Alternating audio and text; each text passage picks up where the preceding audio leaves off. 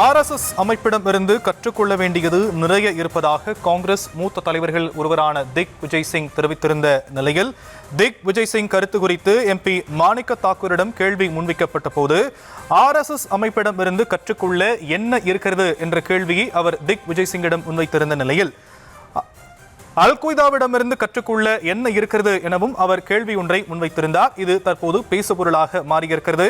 காங்கிரஸ் கட்சிக்கு RSS அமைப்பிடமிருந்து கற்றுக்கொள்ள என்ன இருக்கிறது எனவும் நல்ல அமைப்பிடமிருந்து நல்லதை கற்கலாம், ஆனால் RSS இடமிருந்து என்ன கற்க முடியும் என்ற கேள்வியை அவர் மாணிக்கம் தாக்கூர் முன்வைத்திருந்த நிலையில் தற்போது அது பேசுபொருளாக மாறியிருக்கிறது.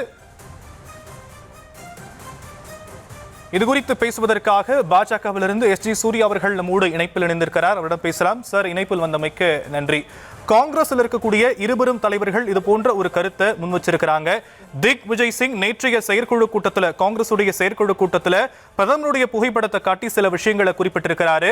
அடிப்படையில் அவர் சொல்லக்கூடிய விஷயங்கள் அப்படிங்கிறது RSS அமைப்பை அடிப்படையில் நான் ஏற்றுக்கொள்ளல, இருந்தாலும் அவங்களுடைய கட்டமைப்பை நாம பார்த்து கற்றுக்கொள்ள வேண்டியது நிறைய விஷயங்கள் இருக்கு அப்படிங்கறத சொல்லி இருக்கிறாரு.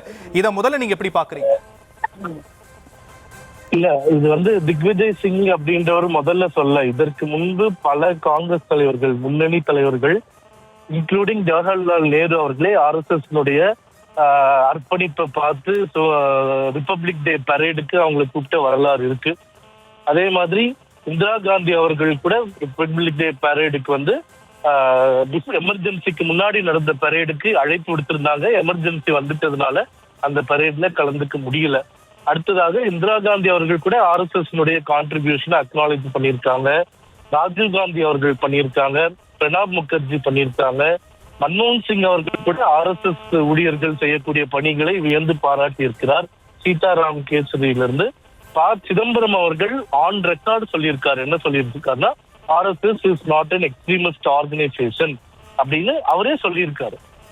சிதம்பரம் அவர்கள் சொல்லியிருக்காரு. இது போன்ற பல தலைவர்கள், ஷீலா தீட்சித்ல இருந்து, கபில் சிபல்ல இருந்து, AK ஆண்டனில இருந்து எவ்வளவோ காங்கிரஸ் தலைவர்கள் RSS அமைப்பு அதனுடைய செயல்பாடுகளை புகழ்ந்திருக்கிறார்கள்.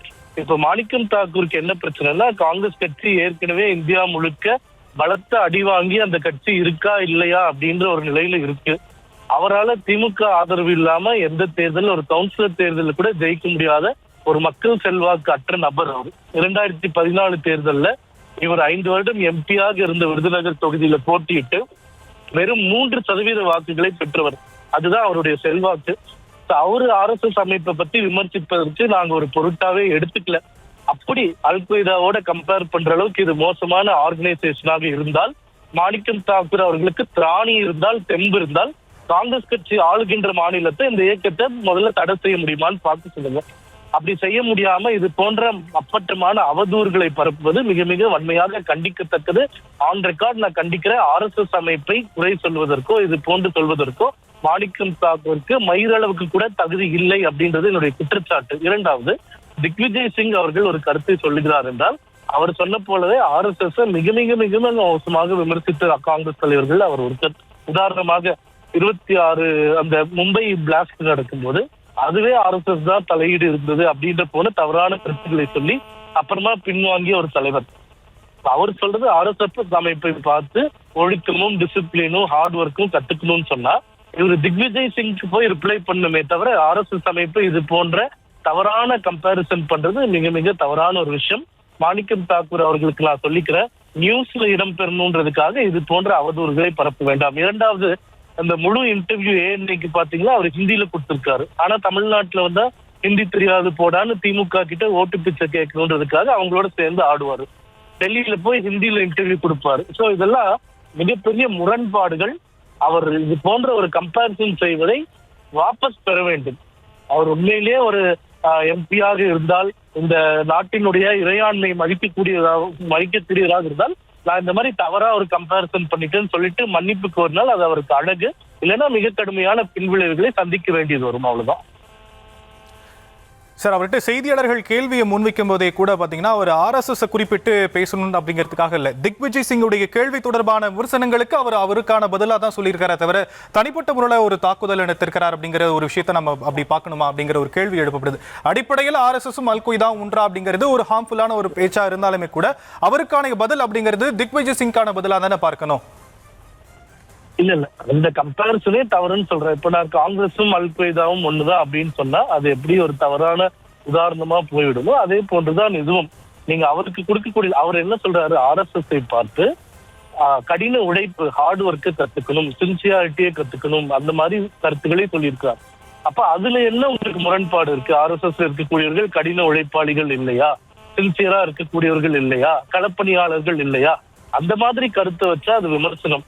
இது போன்ற கம்பேர் பண்ணா அது அவதூறு. ரொம்ப சிம்பிள் கருத்து. சார், அவர் பேசும்போது இன்னொரு விஷயத்தையுமே குறிப்பிட்டு இருந்தார்ல சார், ஒரு 140 வருடங்கள் பாரம்பரிய கொண்ட ஒரு காங்கிரஸ் கட்சிக்கு தான் கட்சிக்குள்ளேயே கற்றுக்கொள்ள வேண்டிய விஷயங்கள் நிறைய இருக்கும்போது நம்ம ஏன் இன்னொருத்தவங்களை பார்த்து கத்துக்கணும் அப்படிங்கிற ஒரு விஷயத்தையும் அவர் காயின் பண்றாருல.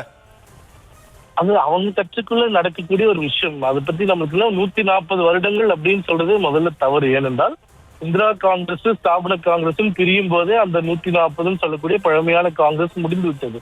இப்ப இருக்கக்கூடியது இந்திரா காங்கிரஸ் தான். அவங்க கட்சிக்குள்ளேயே இருந்து கத்துக்கணும் அப்படின்னு சொன்னா இந்த நேரத்துக்கு எவ்வளவு மாநிலங்கள் ஆட்சியில் இருக்கணும்? வெறும் 3 மாநிலங்கள்ல தான் ஆட்சியில் இருக்காங்க. அந்த அளவுக்கு மிக மோசமான காங்கிரஸ் கட்சியே இந்தியாவில் இருக்கா இல்லையான்னு பூத கண்ணாடி வைத்து தேடக்கூடிய நிலைமையில இருக்கும்போது அவங்க கட்சிக்குள்ளேயே ஒரு விமர்சனம் செய்யும் போது அதை பாசிட்டிவா எடுத்துக்கலாம், இல்ல எடுத்துக்கலன்னா எடுக்காம விட்டுறலாம். அதை பத்தி எங்களுக்கு பிரச்சனையே இல்லை. அது உங்களுக்குள்ள நடக்கக்கூடிய ஒரு விஷயம். ஆனால் RSS அமைப்பை தேவையில்லாமல் வம்பிழுப்பது, இது போன்ற தவறான கம்பேரிசன் செய்வதை நாங்கள் கண்டிக்கிறோம். நன்றி திரு SG சூர்யா, இணைப்பில் வந்து உங்களுடைய கருத்துக்களை பகிர்ந்தமைக்கு நன்றி.